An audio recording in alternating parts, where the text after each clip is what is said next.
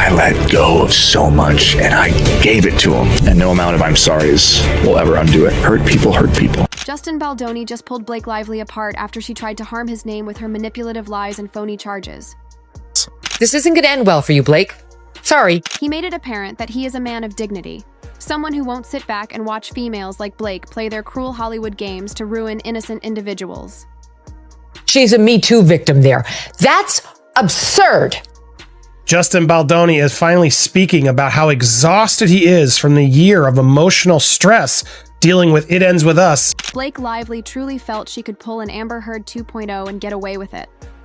She believed she could harm Justin Baldoni's entire career by flinging about some bogus harassment claims, expecting Hollywood to blindly take her side because, well, she's Blake Lively.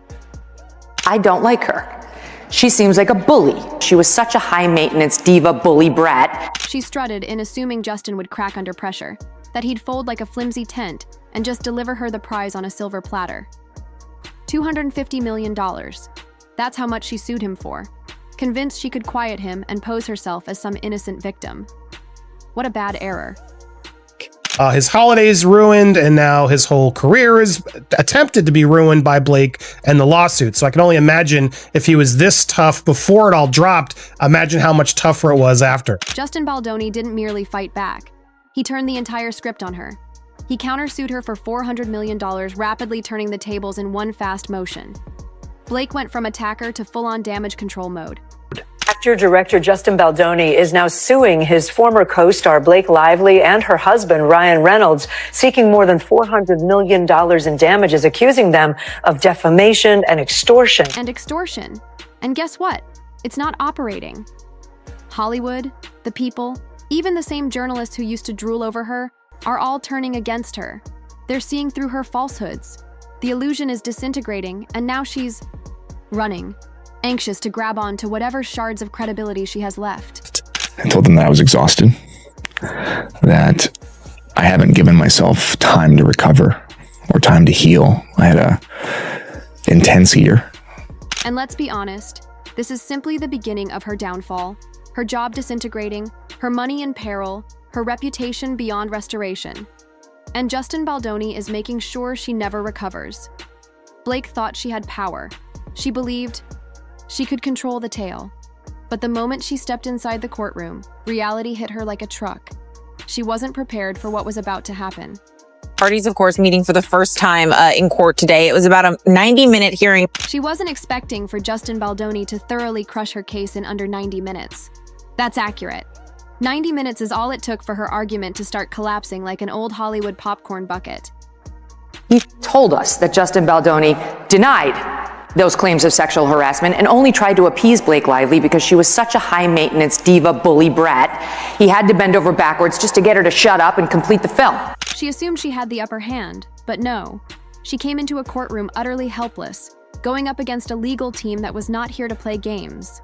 And within an hour and a half, she was already taking L's left and right. Every single motion.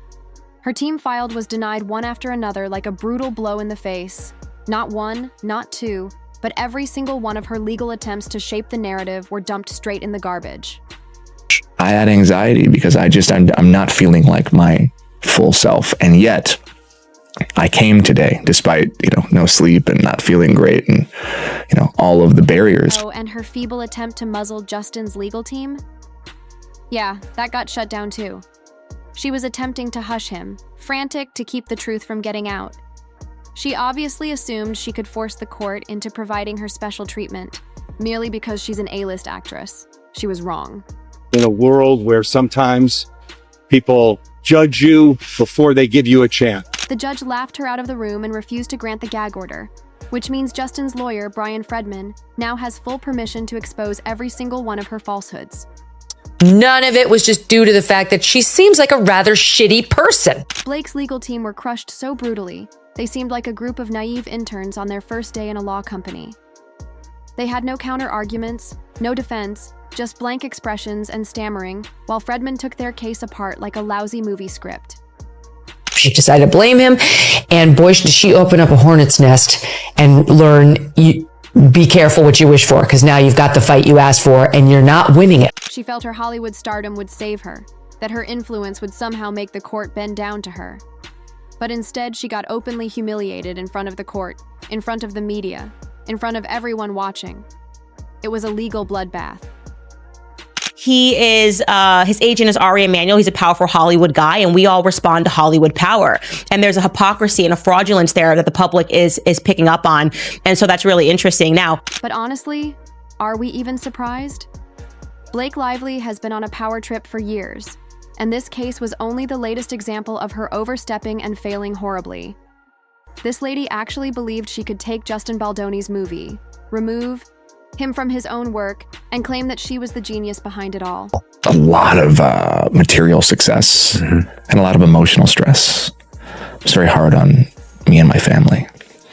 Let's discuss about how she tried to grab at ends with us directly out of Justin's hands. The man spent 5 years crafting this film, pouring his heart into it, methodically building every piece of it. And then in walks Blake Lively, claiming that she understands more than the person who truly made the stupid movie.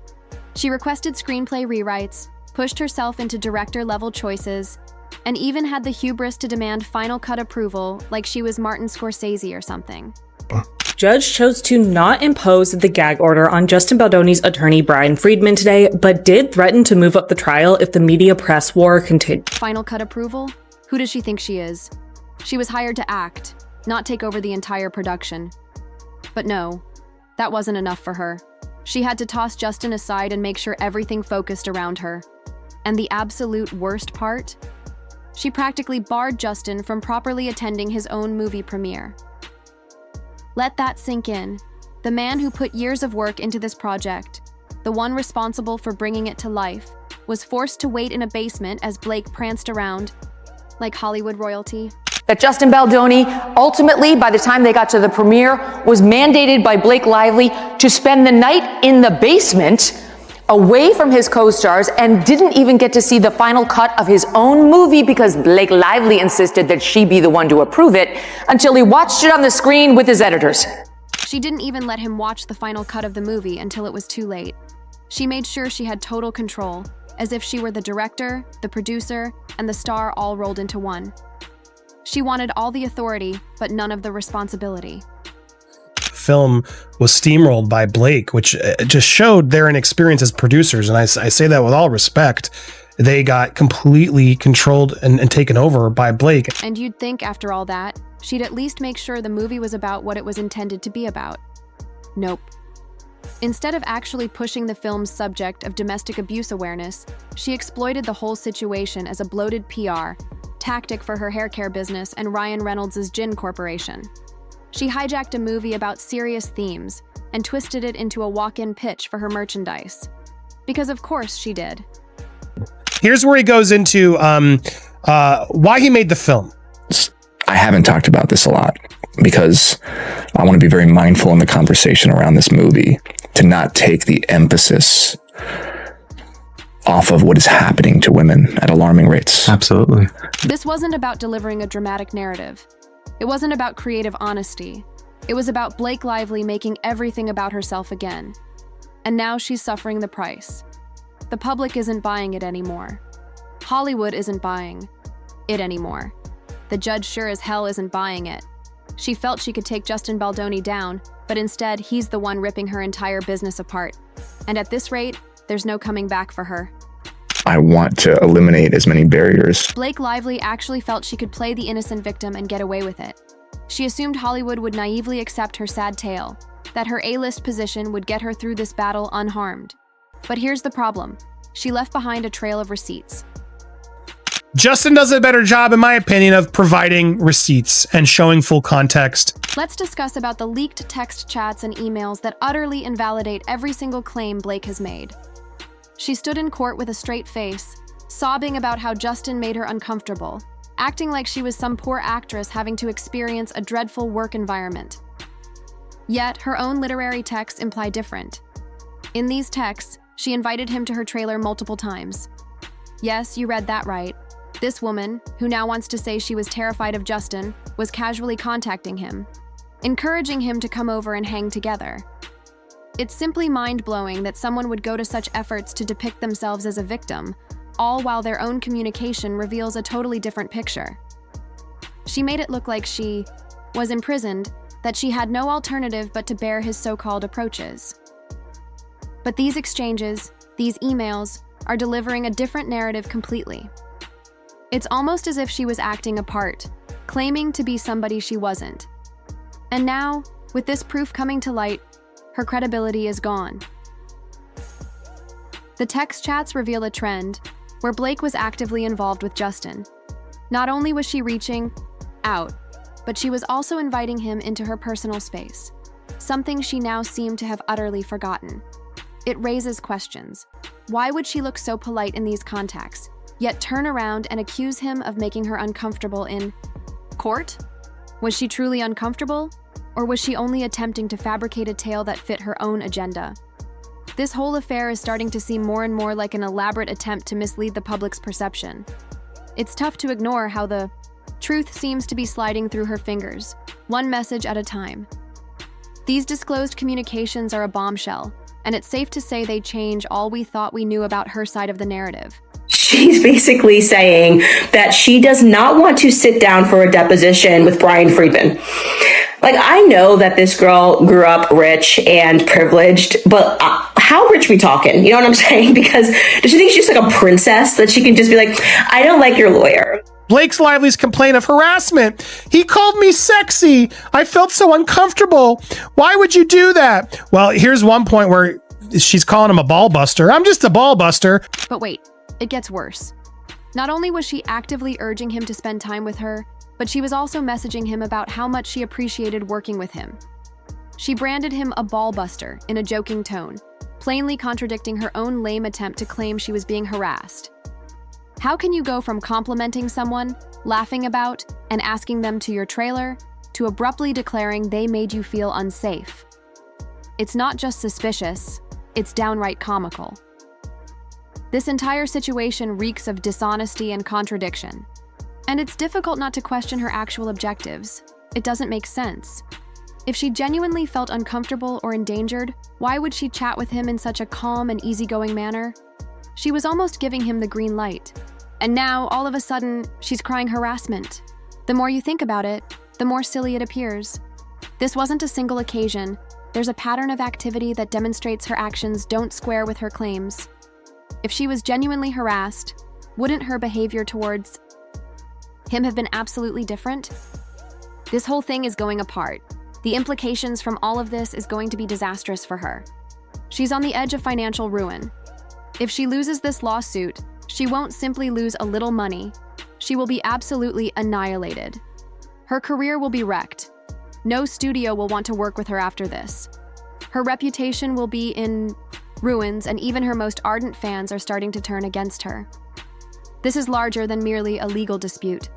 It's a career-ending tragedy. She's playing a perilous game, and the stakes are very high. With what she's risking, the implications of losing this case can be devastating, both professionally and emotionally. Her entire career may be wiped, out in the blink of an eye. No one will want to touch her after this calamity. The public is fickle, and once a star loses their status, it's tough to reclaim. Her name will be connected with scandal, and that's not something simply eradicated. The most ironic feature of all this? Her lawsuit has backfired so dramatically that she might likely repay millions more in damages when everything is said and done. Instead of winning a settlement or erasing her record, she might be the one who ends up paying. It's a weird set of circumstances that no one could have foreseen, but here we are, watching her descend into tragedy. What was meant to be a battle for justice is fast turning into a financial nightmare for her. This isn't simply a little legal dispute. This is the sort of disaster that can utterly damage someone's career. Blake Lively jumped straight into it, thinking she could ruin Justin Baldoni, but now her career is in flames. Instead of coming out on top, she's facing a PR crisis and an unsure future. She may have exaggerated the ramifications, and now it's too late to undo the harm. The tables have turned, and what looked like a smart plan for Blake Lively is fast unraveling. If she doesn't able to turn things around, this may be the end of her career as we know it.